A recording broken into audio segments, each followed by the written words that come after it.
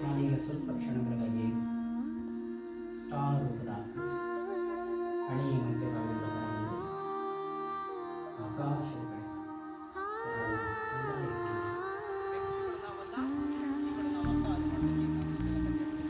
ಕಡೆ ನಾಶವನ್ನು ಹೊಂದುವಂಥದ್ದಲ್ಲಿ ಈ ನಾಶವನ್ನು ತಪ್ಪಿಸಬೇಕು ಅಂತ ಬ್ರಹ್ಮಕುಮಾರಿ ಸಮಾಜ ಮತ್ತು ಸಮಾಜದ ಕಾರ್ಯಕರ್ತರು, ಸೇವಾ ಕಾರ್ಯಕರ್ತರು ಹಲವಾರು ರೀತಿಯ ಪ್ರಯತ್ನವನ್ನು ಮಾಡ್ತಾ ಇದ್ದಾರೆ.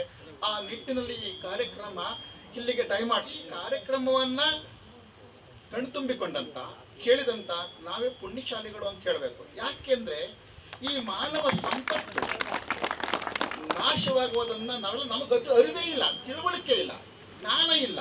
ಅಂತ ಜ್ಞಾನವನ್ನ ಕೊಡುವಂತ ತುಂಬಾ ಕಡಿಮೆ. ನೀವು ನೋಡಿದ್ರೆ ಆಗಲೇ ದುಶ್ಚಟಗಳಿಗೆ ತುತ್ತಾದರೆ ಯಾವ ರೀತಿ ಸರ್ವನಾಶವನ್ನು ಹೊಂದ್ತೀವಿ ನಾವು ಹಣನೂ ನಾಶವಾಗುತ್ತೆ, ನಮ್ಮ ಬುದ್ಧಿನೂ ನಾಶವಾಗುತ್ತೆ, ಜೊತೆಗೆ ನಮ್ಮ ಜೀವ, ನಮ್ಮ ಶರೀರನೂ ಸಹ ನಾಶವನ್ನು ಹೊಂದುತ್ತೆ. ಆ ಬುದ್ಧಿಯನ್ನು ಹೇಗೆ ಸಂಪಾದನೆ ಮಾಡೋದು? ಎಲ್ಲಿದೆ ಬುದ್ಧಿ? ನಮ್ಮ ಹತ್ರ ಇದೆ. ನಮ್ಮಲ್ಲಿರುವಂತ ಆತ್ಮದಲ್ಲಿ ಬುದ್ಧಿ ಇದೆ. ಆ ಆತ್ಮ ಎಲ್ಲಿದೆ? ಅದನ್ನು ತೋರಿಸ್ಕೊಟ್ಟಿದ್ದಾರೆ. ಆತ್ಮ ಎಲ್ಲಿದೆ, ಅದೇನು ಕೆಲಸ ಮಾಡುತ್ತೆ, ಅದೇನು ಶಕ್ತಿ ಇದೆ, ಆ ಆತ್ಮದಿಂದ ನಾವು ಏನೆಲ್ಲವನ್ನು ಪಡೆಯಬಹುದು ಎಂಬೆಲ್ಲವನ್ನ ನಮಗೀಗ ತಿಳಿಸ್ಕೊಟ್ಟಿದ್ದಾರೆ. ಅಂಥವ್ರಿಗೆ ನಾವು ಯಾವತ್ತೂ ಸಹ ಚಿರಋಣಿಯಾಗಿರ್ತೀವಿ. ಅದು ಇಂಥ ಕಾರ್ಯಕ್ರಮಗಳು ನಮ್ಮಲ್ಲಿ ಅವಾಗವಾಗ ಬಂದು ತಿಳಿಸ್ತಾ ಇದ್ರೆ, ತಿಳಿಸ್ಕೊಡ್ತಾ ಇದ್ರೆ, ತಿಳುವಳಿಕೆಯನ್ನು ಮೂಡಿಸ್ತಾ ಇದ್ರೆ ನಮ್ಮಲ್ಲಿರುವಂಥ ಅಜ್ಞಾನ, ಅಂಧಕಾರ ಎಲ್ಲ ದೂರ ಆಗಿ ಈ ಜ್ಞಾನವನ್ನು ಸಂಪಾದನೆ ಮಾಡ್ತೀವಿ.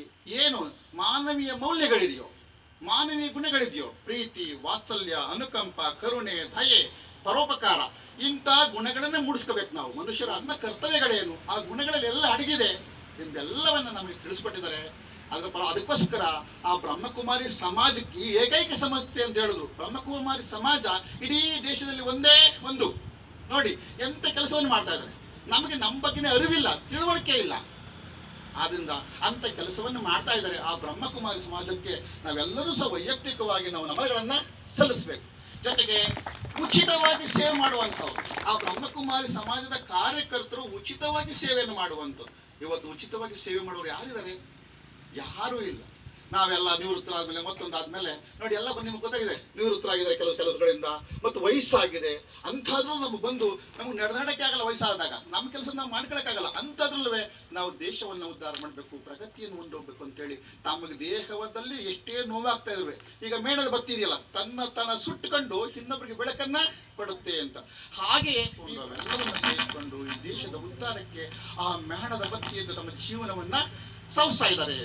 ಆ ಕಾರ್ಯಕರ್ತರಿಗೂ, ಆ ಬ್ರಹ್ಮಕುಮಾರಿ ಸಮಾಜಕ್ಕೂ, ನಮ್ಮ ಶಾಲೆಯ ಪರವಾಗಿ, ನಮ್ಮೆಲ್ಲ ವಿದ್ಯಾರ್ಥಿಗಳ ಪರವಾಗಿ, ನಮ್ಮ ಆದಿಚಿಂತನೆ ಸಂಸ್ಥೆಯ ಪರವಾಗಿ ನಾವೆಲ್ಲರೂ ಸಹ ಚಿರಋಣಿಯಾಗಿ ವಂದನೆಗಳನ್ನು ಭಕ್ತಿಪೂರ್ವಕವಾಗಿ ನಿಲ್ಲಿಸೋಣ ಅಂತೇಳಿ ನನ್ನ ಮಾತುಗಳನ್ನು ಜೈ ಭಾರತ್.